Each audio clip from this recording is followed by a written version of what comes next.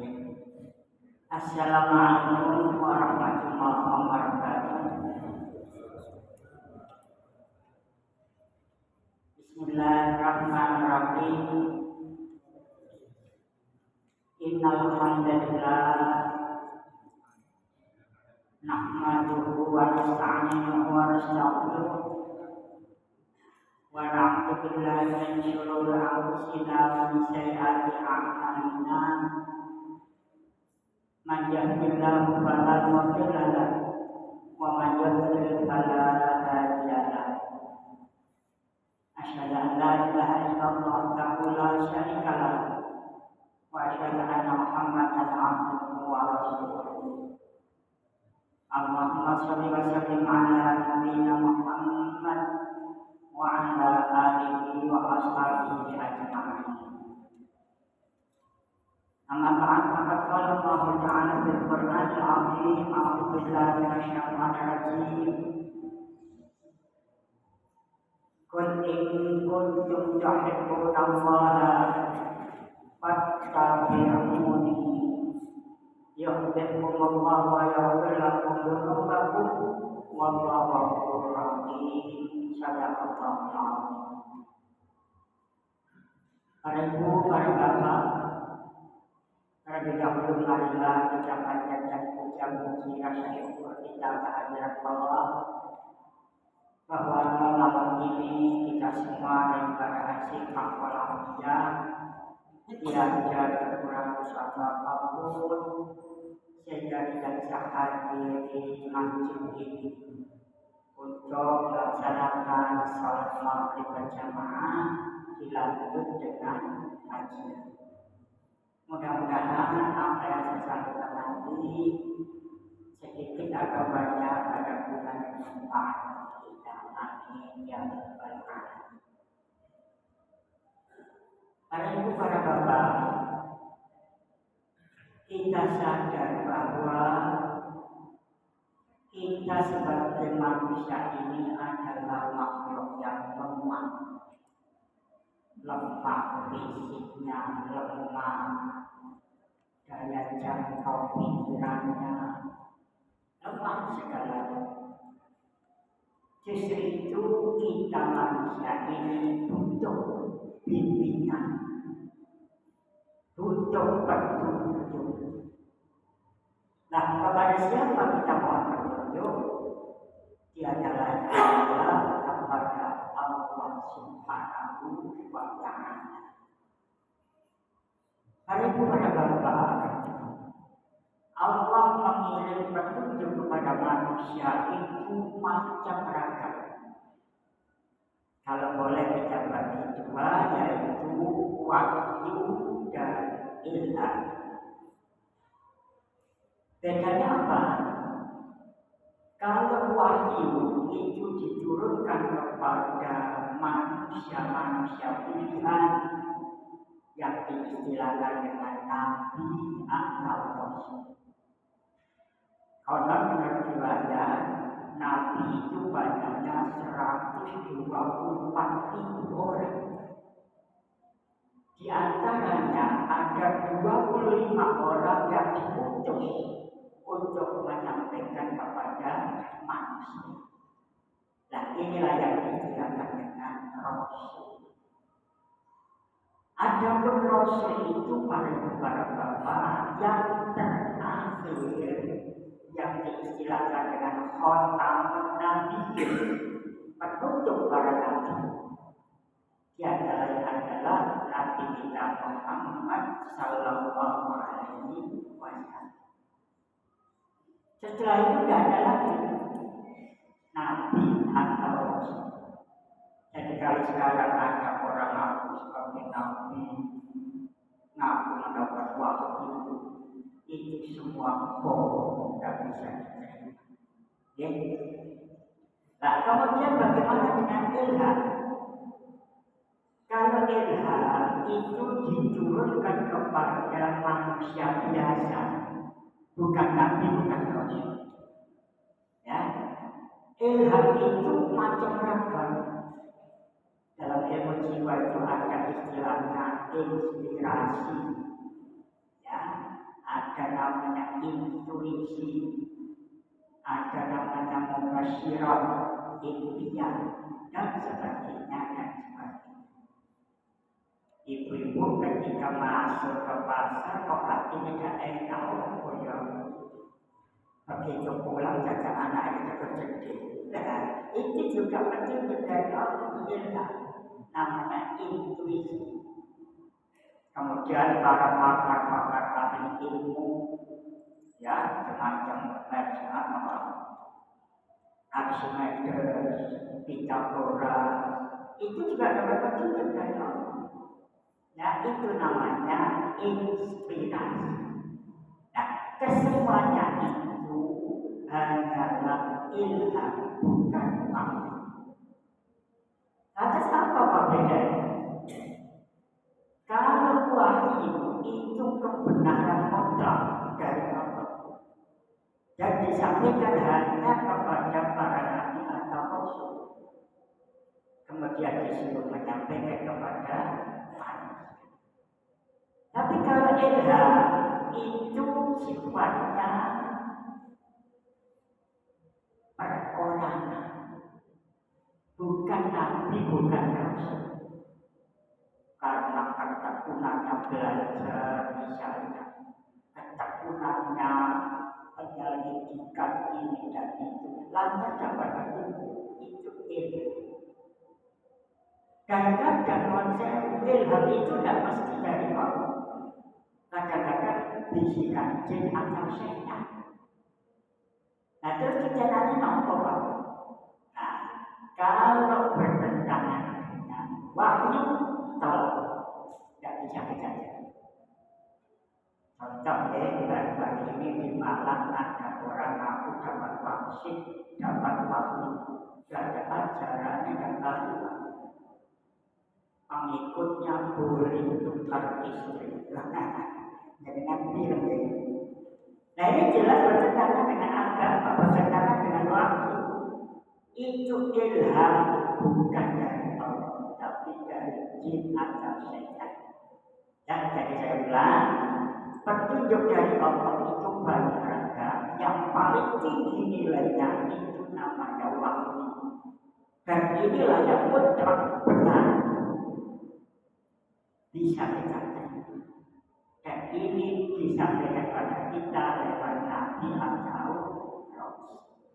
Nah, jadi lagi. Di dalam Al-Quran surat Al-Imran ayat 31 tadi sudah saya bacakan, Allah berfirman, Kul in kuntum tuhibbunallaha fattabi'uni. Katakan Muhammad, jika engkau cinta kepada Allah maka ikutilah aku. Yuhibbukumullah wa yaghfir lakum dzunubakum. Kalau kita ikuti Nabi maka Allah mencintai dan mengampuni dosa-dosa. Wallahu ghafurur rahim. Allah itu Maha Pengampun lagi Maha Penyayang. Jadi berdasar ayat ini para bapak mutlak kita kalau iman kepada Allah harus iman kepada Rasul. Kita tahu bahwa beriman itu kan ada 6 ya. Nabi Daud al-iman antuk minabillahi wa malaikatihi wa kutubihi wa rusulihi wal yawmil akhir wa minabil qadari khairin wa syarrin. Iman itu dia percaya kepada Allah, percaya kepada malaikatnya, percaya kepada kitabnya, kepada rasulnya, percaya kepada hari akhir dan percaya kepada takdir yang baik maupun yang buruk. Ini kesatuan. Jangan dipisah dan jangan ditinggal salah satu. Jadi kalau ada orang kok iman kepada Allah tapi tidak iman kepada Rasul, imannya batal, tidak bisa diterima. Pak, apa yang seperti yang iman kepada Allah tapi tidak iman kepada Rasul? Ada. Menurut catatan Departemen Agama di Jawa ini 3 tidak kurang dari 400 aliran. Percaya kepada Allah, percaya kepada Tuhan Yang Maha Esa, tapi tidak mau jadi Rasul. Nah, inilah yang diistilahkan apa? Aliran kepercayaan kepada Tuhan Yang Maha Esa. Itu jumlahnya tidak main-main, 400. Itu dulu. Sekarang berkembang mungkin. Nopo antara lain contohnya ada namanya Pangestu, ada namanya Sumara, ada namanya Sabto Dharma, Sabto Silo, perkumpulan hidup betul dan sebagainya. Nah, mari kita lihat bagaimana ajaran mereka. Aliran yang bernama Paguyuban Sabto Silo, pokok ajarannya itu ada 7. Sabto itu 7. Nopo 7? Sabar, iling, rimo, welas, asih, ikhlas, percaya. 7 ini sebagai dasar ajaran mereka. Ya. Ada lagi nama aliran perkumpulan hidup betul. Pokok ajarannya 3. Apa nih? Teman, rukun, benar. Teman itu artinya jujur ya. Rukun ya antara Rasulullah, api Rasulullah terus benar. Benar itu kan ukurannya apa ya? Kemudian ada lagi namanya Paguyuban Mesti Tunggal. Ajarannya ada 8. Namanya Hasto Silo. Nopo eling, percaya, mituhu, lilo, karimo, teman, sabar, bujilo. 8 ini pokok ajaran. Jadi pada bapak-bapak, kalau kita perhatikan bahwa ajaran mereka itu hanya sekitar masalah akhlak, budi pekerti. Tidak ada pembahasan masalah ketuhanan. Yang konsepsi ketuhanannya bagaimana kan? Begitupun cara mengabdi kepada Allah, caranya sholat, caranya sembahyang gimana? Ya. Karena tidak ada maka 400 aliran itu macam-macam. Dasar di sini dan gurunya berdasar ajaran dari gurunya. Dasar di Allah selera. Dalam selera menjadi macam-macam. Ada yang sembahyang itu hanya menangkap namanya bergerak. Ada yang tidak mau pakaian jam 12 malam untuk berjam. Alasannya apa? Pakaian ini kotor, najis. Menghadap Tuhan itu harus suci. Jadi biarkan diopong. Enten malih sing namine buka golongan sopo. Apa kae sopo itu? Cici loro ya, telu, papat, limo, enam, tujuh, semua harus buka. Jadi nek sembahyang mama supaya angin suci masuk ke dalam diri. Macam-macam itu cara sembahyang. Caranya kosong, tambah tidak mau dengan apa yang diajarkan oleh Rasulullah tersebut berbeda dengan orang lain.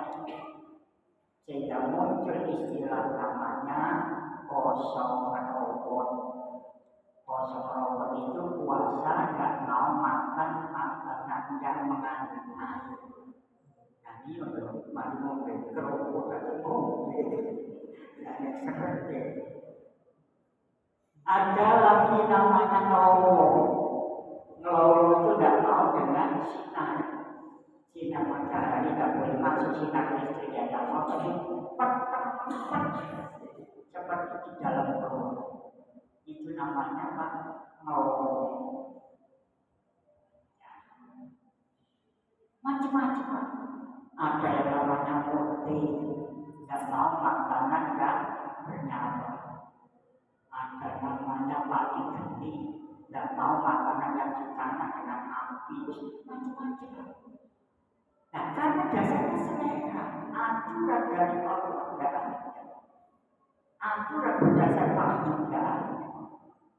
Nah, inilah bahayanya para bapak kalau hanya iman kepada Allah, tapi tidak iman kepada Rasul. Akhirnya anak-anak diri. Mengapa mereka tidak mau dengan Rasul? Alasannya seolah diajarkan Rasul itu kan untuk orang Arab. Nah, aku mau Jawa, kalau mau Jawa, itu orang Jawa. Jadi sembahyang itu orang Jawa. Oh, yang pertama adalah cara yang sempurna. Mengapa mereka tidak melaksanakan? Dianggap syariat Rasulullah itu hanya untuk orang tolol. Ya. Mereka mengatakan hadhil ahkam syariatul ammah innama yahkamu biha 'alal awliya wal ulama. Hukum syariat itu hanyalah untuk menghukumi orang tolol, untuk orang awam. Dia merasa levelnya sudah tinggi, tidak mau dengan syariat. Lantas mereka pegangnya apa? Hakikat. Menurut mereka hakikat itu nopo kerendahan. Jadi kalau sudah dia sembahyang, ya merasa menyatu dengan Allah. Kalau hati goresan dalam hati itulah yang dijadikan pengganti. Ya, menurut mereka yang menghubungi hakikat itu ialah apa yang tertulis di hati. Dari hati kerendak lompok lagi.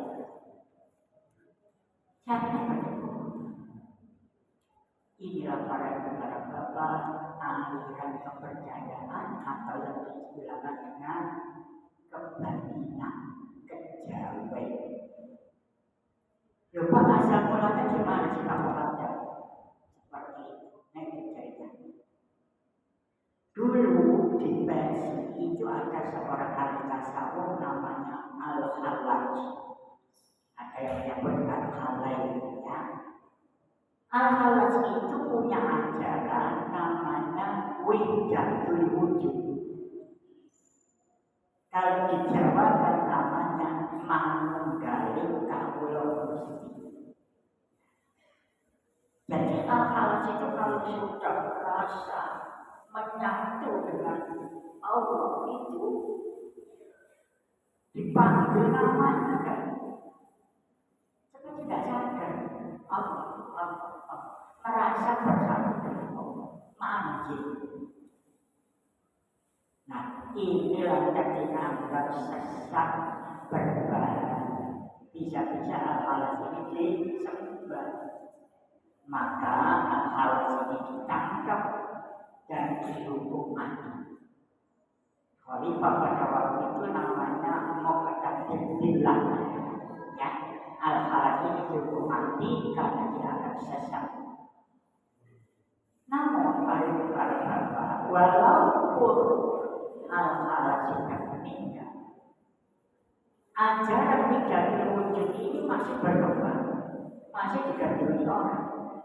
Lantas dibawalah ke Pulau Jawa namanya Manunggaling Kawula Gusti, menyatu dengan Allah. Ya.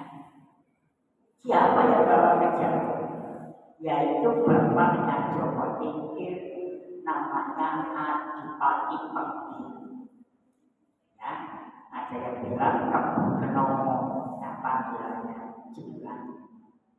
Itu sebabnya di Jawa ini pernah terjadi perang antara Jawa Tingkir dengan Aryo Penangsa. Dengan yang senang ketoprak paham ya. Perang antara Tinggi dengan hari penangsa itu bukan hanya masalah kekuasaan, tapi masalah itu. Arya penangsa itu masih mugoni tauhid. Beliau itu muridnya Sunan Kudus.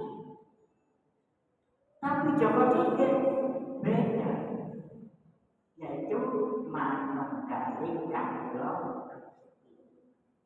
akan terjadi perang.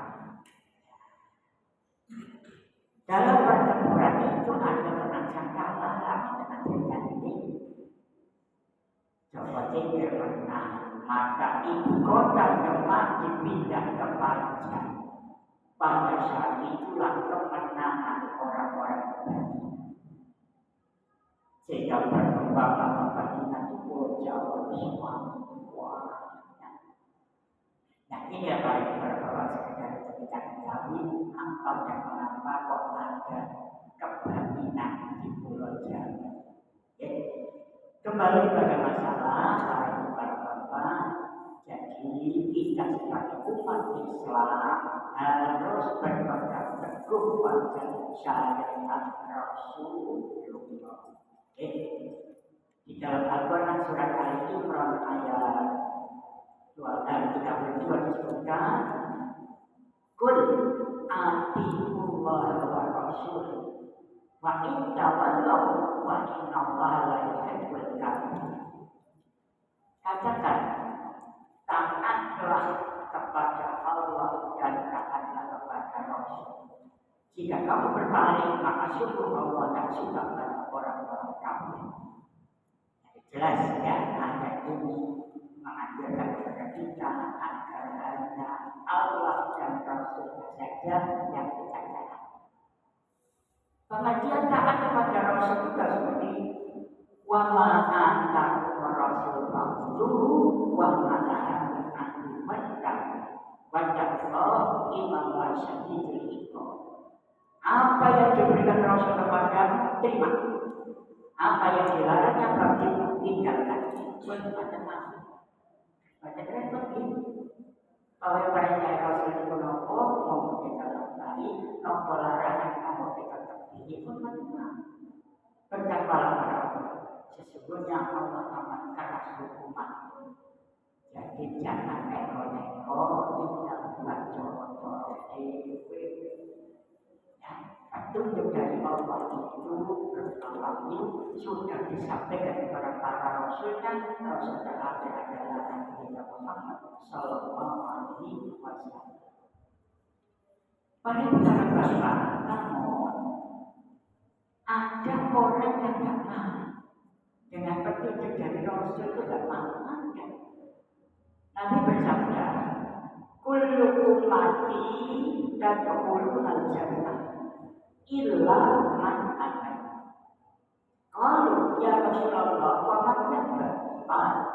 Man aqarani dakhala jannah wa man asani faqad Nabi bersabda, semua umatku kelak masuk surga kecuali yang tidak mau. Maka sahabatnya ceritakan loh, tetapi nomornya yang saya buat ya Rasulullah, siapa yang tidak mau masuk surga? Maka Nabi menjawab, barang siapa yang taat kepadamu berarti masuk surga. Tapi barang siapa yang durhaka kepadamu berarti dia menolak masuk surga. Nah, bila jangan sampai kita cuma menolak ajaran Rasulullah. Ya.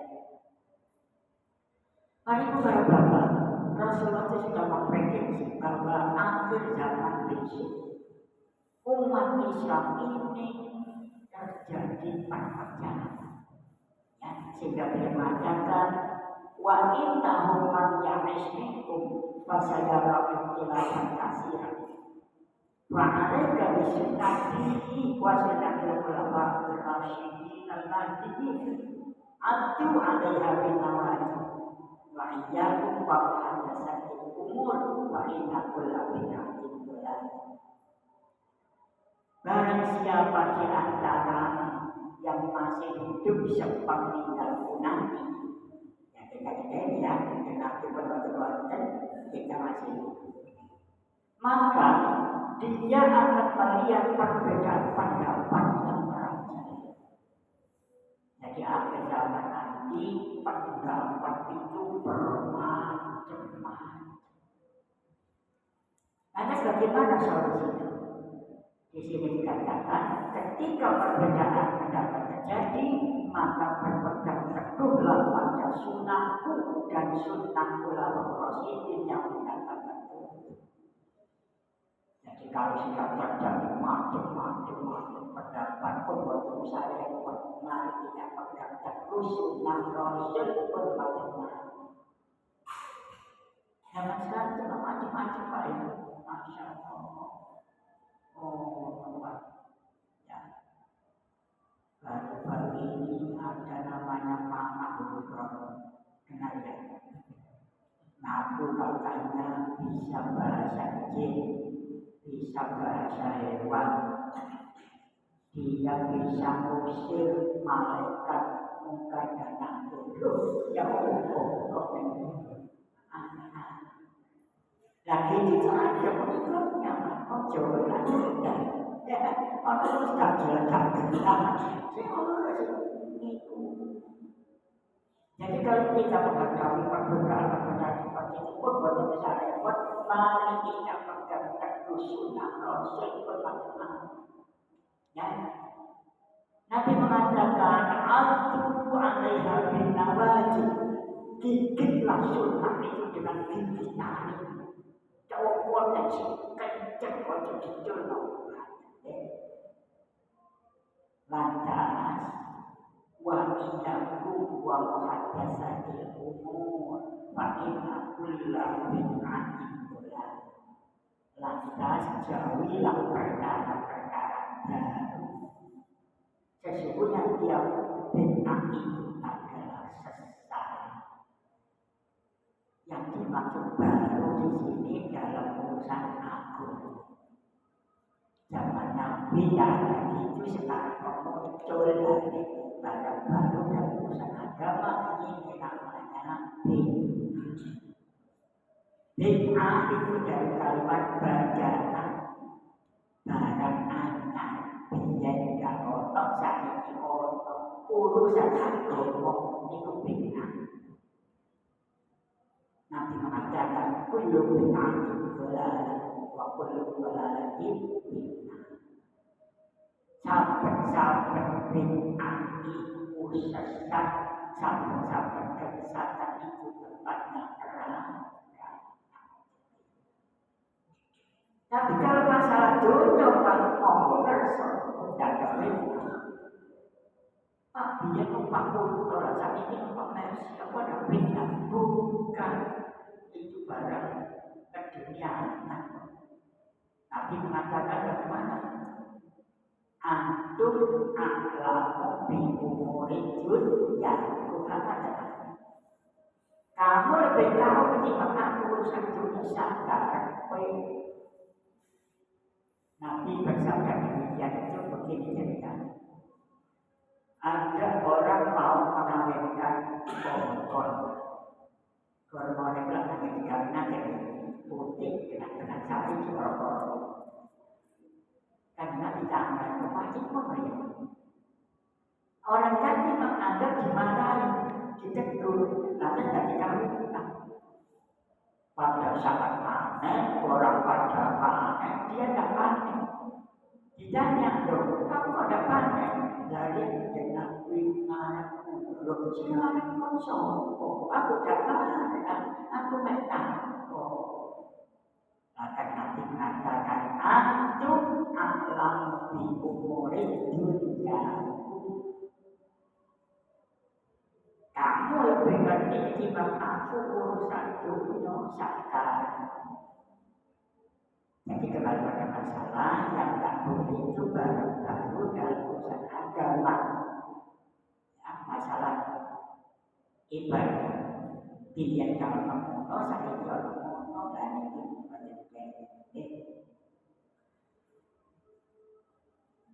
mari bukan bapak, mau zaman dahulu itu ya, apa yang dilakukan Rasul itu sudah dipakai. Buat naik-naik kakek. Orang zaman sekarang kan kakek ya sembarang ilmiah. Zaman dulu pun benar pokoknya nanti mereka opung besar dilakukan. Walaupun ternyata tidak masalah. Contohnya Umar Khattab ketika mau mencium Hajar Aswad, beliau mengatakan begini, ini la na'lamu annaka hajar la tadurru wa la tanfa walau la anni ra'aitu Rasulullah sallallahu alaihi wasallam. Saya ulang, walau la anni ra'aitu Rasulullah sallallahu alaihi wasallam yuqabbiluka ma qabbaltu.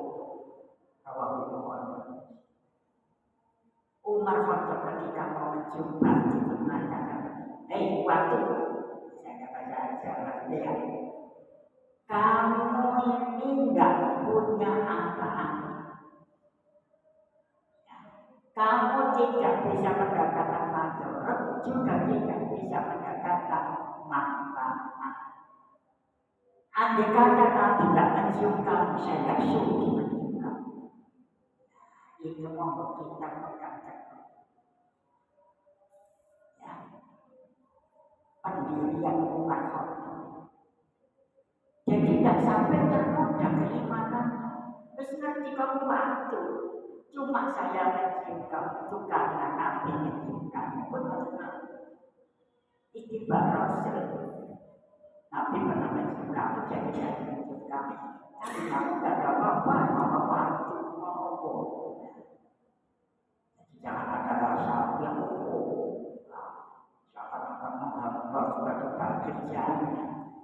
Hanya sekadar Nabi pernah mencium bermacam-macam. Ya, kembali pada masalah Bapak. Jadi kita hendaknya berpegang teguh apa yang dilakukan oleh Rasulullah. Jangan neko-neko ingin nambah. Rasulullah ketika khutbah wajah beliau ketika berjanji berkenan berkhutbah pada waktu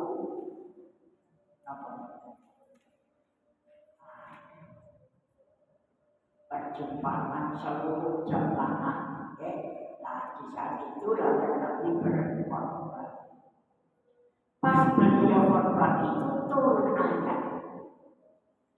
Dalam Al-Quran surat Al-Ma'idah ayat 3 ini yang turun pada saat Nabi berkhutbah. Namun al-yawma akmaltu lakum dinakum wa atmamtu 'alaikum ni'mati wa raditu lakum al-Islam dinan. Artinya hari ini telah kusempurnakan untukmu agamamu dan telah kucukupkan kepadamu nikmatku dan telah menjadi Islam itu jadi agama baru. Lantas ayat langsung disampaikan bahwa ketika itu Abu Bakar nangis. Semua heran, Abu Bakar kenapa kamu nangis? Bukankah khutbah beliau tadi menegangkan betul-betul mengharumkan? Iya, tapi saya merasa bahwa Rasulullah itu tidak lama lagi bersama kita. Kalau merasa kamu coba perhatikan ayatnya. Al-yawma akmaltu lakum dinakum. Hari ini telah aku sempurnakan. Berarti kalau sudah sempurna, sudah tidak ada tambahan. Berarti Nabi tidak dapat waktu lagi. Berarti sebentar lagi Nabi meninggalkan kita. Loh, apa benar? Ternyata benar. Beberapa bulan kemudian Rasulullah wafat. Jadi ini merupakan ayat dan wahyu.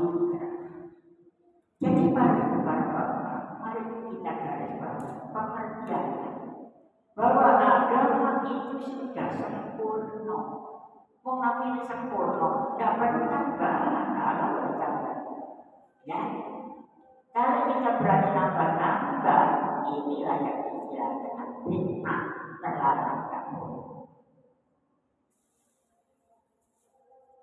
orang-orang tampak itu kadang-kadang ada rasa ketidakpuasan.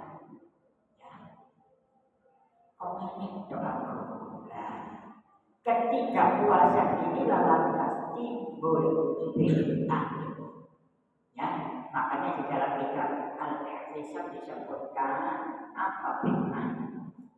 Bid'ah itu ialah tariqatul fiddin muhtaramatu tuduhi syari'ata yuqsadu bisuluk alaiha mubalawati bitta'abudi lillahi subhanahu wa ta'ala. Bid'ah itu ialah suatu cara yang diadakan orang dalam agama menyerupai perintah agama dengan maksud berlebih-lebihan. Dalam gula, ada dalam gula. Aku gawe-gawe diri, nambah-nambah diri. Ini yang menimbulkan bid'ah. Orang bid'ah yang sesat itu sulit dinasihati. Nuturi wong maksiat dengan nuturi wong bid'ah itu sikap banget nuturi wong maksiat. Mengapa? Kalau orang maksiat itu sadar bahwa dirinya maksiat. Jangan ada yang bawa sama ngomong. Coba jangan cuci-cuci. Iya yang coba kita dilakukan. Tapi hatinya merasa bahwa dirinya salah. Boleh sedikit jadi sulitan. Alasannya kayak gini kan. Karena itu banyak soal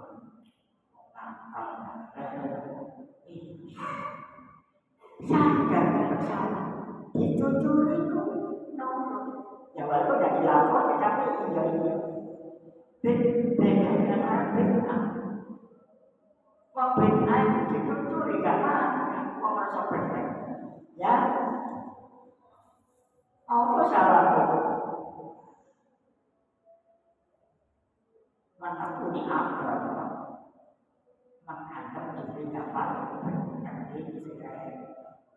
Ya, jadi pada bapak kesimpulannya monggo kita berpegang teguh pada Al-Quran dan Al-Hadis sebagai dasar agama kita pun jangan neko-neko namanya. Rasul dawuh taraktu fikum syai'ain lan dadi lubang dhamma kita Allah wa sunnah. Aku tinggalkan untukmu dua perkara. Jika engkau pegang teguh, kamu tidak akan sesat selama. Apa itu? Kitab Allah dan sunnahku. Ya, jadi Quran dan Al-Hadis ini gandeng ditunjukkan. Akhir-akhir ini Pak di Jakarta itu ada aliran namanya Inkar Sunnah. Dan mau dengan sunnah Quran kau. Alasannya Nabi melakukan nomor salah. Tidak mau dengan hadis. Quran tak cukup. Nah, sekarang jadi pertanyaan, apa bisa bacakan Quran dari hadis? Tidak bisa. Sebab Al-Quran itu ada sifatnya mujmal, garis besar. Aqimus shalah wa atuz zakah. Dirikan sholat, tunaikan zakat. Ya apa jangan sholat? Tidak ada dalam. Ya apa jangan zakat? Ya apa jangan puasa? Dan Al-Quran hanya sifatnya mujmal, garis besarnya saja. Penjelaskan Al-Hadis. Napa Al-Hadis ini? Tidak laku Rasulullah, sabda Rasulullah, dan diamnya Rasul. Itu hadis sunnah. Diamnya bagaimana? Misal ada orang makan sate, tapi kok diam dan melarang, berarti boleh. Nah, jadi hadis meliputi yang saya bilang, tidak lakunya, ya, perilaku, kemudian sabdanya, kemudian takrir dia. hadis ini sebagai penjelas daripada Al-Quran. Cuma gini Pak Mucet, hadis itu banyak sekali Pak jumlahnya ribuan. Nah, lalu Nabi selama hidup dijaga di rumah kan ribuan banyak. Bukan yang mungkin di dalamnya terjadi pemalsuan. Nah, makanya kita perlu belajar ilmu namanya apa? Mustalahul hadis. Ini Pak yang saya jelaskan sedikit. Hadis itu ada dua macam. Ada hadis mutawatir, ada hadis ahad. Kalau di saat Rasulullah bersabda kata berlaku diketahui orang banyak orang menyaksikan, itu namanya mutawatir. Tidak bisa dibantah, harus dilakukan. Tapi kalau hadis ahad itu sifatnya diketahui beberapa orang, banyak satu, dua orang yang tahu. Nah, ini namanya hadis ahad. Maka bukan yang mungkin terjadi pemalsuan. Nah, boleh ada. Bukti ada orang mau meninggal itu nangis, tidak mau kalau orang besok ya, itu kondisi. Saya ini buat hadis palsu 100.000 coba. Wong situ orang 100.000. Nah, yang 10. Berarti di dalam masyarakat ini kadang-kadang kurang hadis-hadis palsu. Jangan-jangan ada kita amat hati-hati.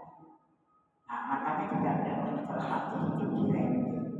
Ada namanya hadis sahih yang paling bagus itu sahih. Terus bawahnya hadis hasan. Ya. Kemudian ada hadis dhaif, hadis lemah. Kemudian ada hadis maudhu, palsu. Ini yang jelas dan dipakai karena berdasarnya. Lepas maksudnya apa kok ada hadis palsu? Ya macam-macam. Ada karena politik, ada karena bisnis, ya. Saya jualan kopi, misalnya dari hadis palsu. Barang siapa memakai kopi hitam masuk surga. Kepengen kopi hitam. Jadi kadang-kadang ada amalan-amalan yang rasanya hanya hadis palsu itu kadang-kadang di masyarakat. Contoh Pak Ibu, kita ada kesempatan jadi yang ini. Kalau mendengar azan, hayya 'alas shalah, la haula wala quwwata illa billah. Jempol ditutup. Oh, itu berarti hayya 'alal falah, la haula wala quwwata. Ternyata saya buka-buka itu ketemu di hadis.